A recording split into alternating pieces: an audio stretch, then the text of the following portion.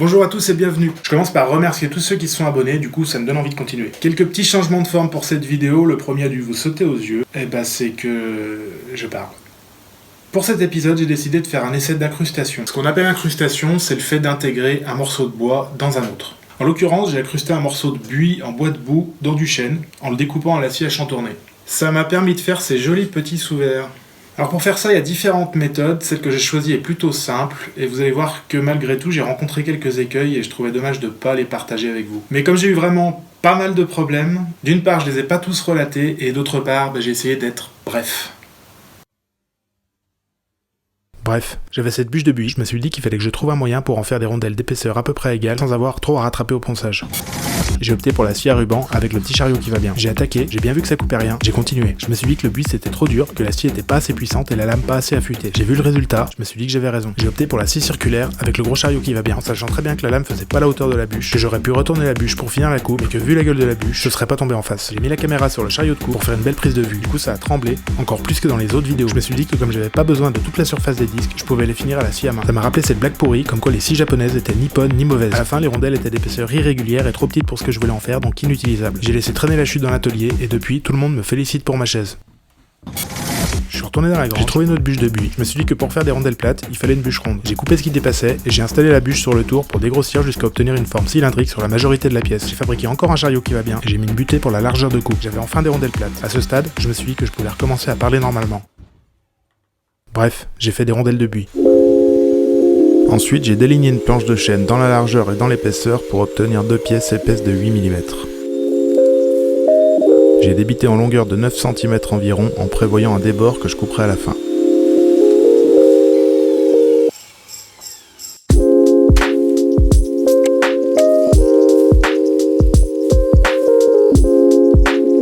Étant totalement nul en dessin, j'ai décalqué mes motifs à partir d'images glanées sur le web. Les carrés servent seulement à me donner la dimension des sous-verts pour avoir un ordre de grandeur.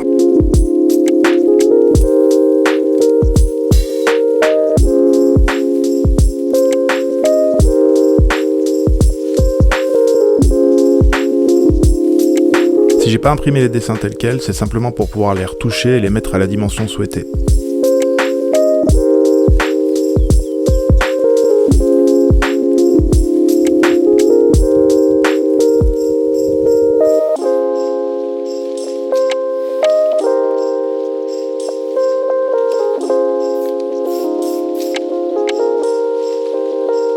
J'utilise de la colle repositionnable en bombe qui a l'avantage de se décoller relativement facilement.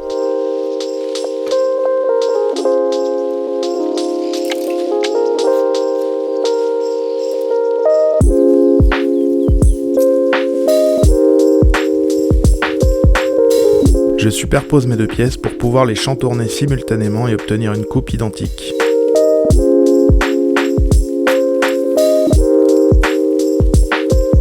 L'ensemble à découper est relativement épais et il serait préférable d'utiliser une lame avec des dents espacées comme celle-ci.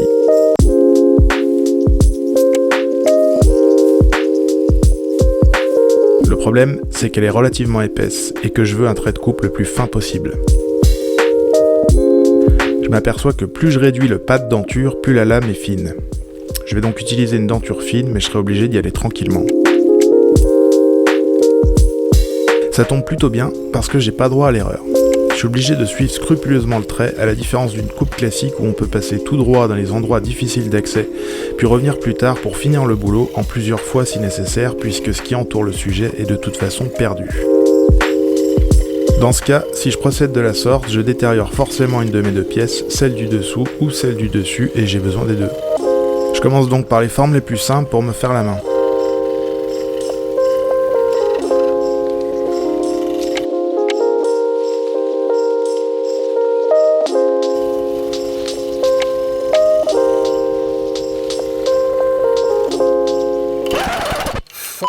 Ah oui, ça c'est ce qui arrive quand on tient pas la pièce assez fermement sur le plateau. Ça devrait s'arranger avec un peu de colle. Ça se complique franchement avec la feuille de boulot qui a plein de petites dents tout partout et me fait faire des virages hyper serrés. Bon, rassurez-vous, on en a bientôt fini avec le chantournage. Ceci dit, si le sujet vous intéresse, faites-le moi savoir dans les commentaires, je pourrais y consacrer un tuto, car c'est un des rares sujets que je commence à maîtriser pas mal, et croyez-moi, c'est franchement kiffant.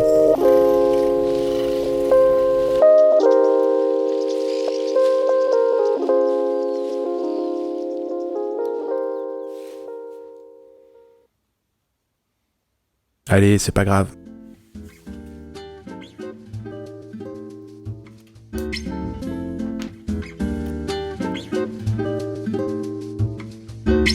J'ai décollé les deux pièces en faisant bien gaffe de pas casser les pointes. L'astuce du jour, pour enlever un résidu de double face, utilisez du double face. Et pour info, ça marche aussi avec la pâte à fixe.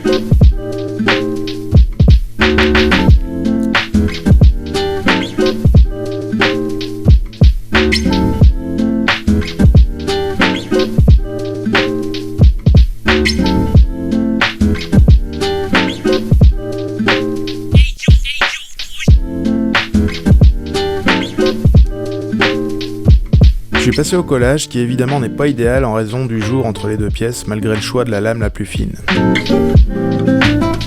L'idée est d'avoir un collage suffisamment solide pour pouvoir poncer et égaliser la surface.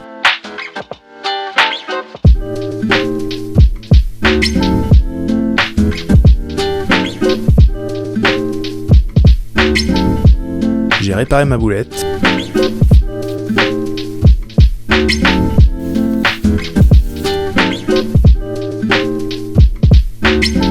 Et j'ai poncé au grain 80.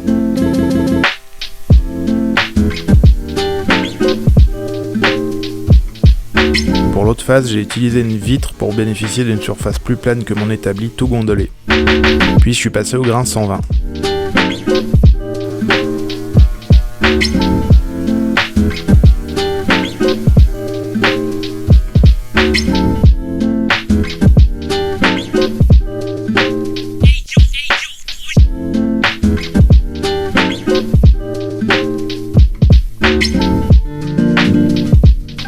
J'ai comblé le jour avec de la pâte à bois et reponcé le tout avec du 240.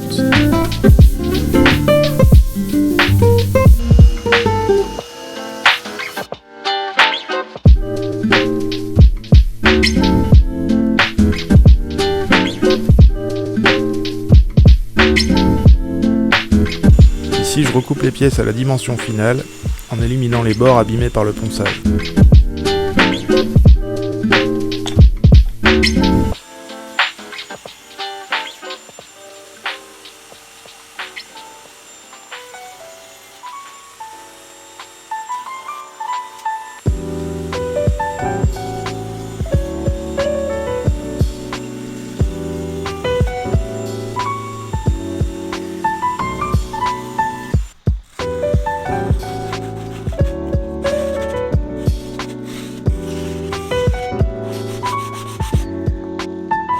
J'ai cassé les arêtes et poncé les tranches.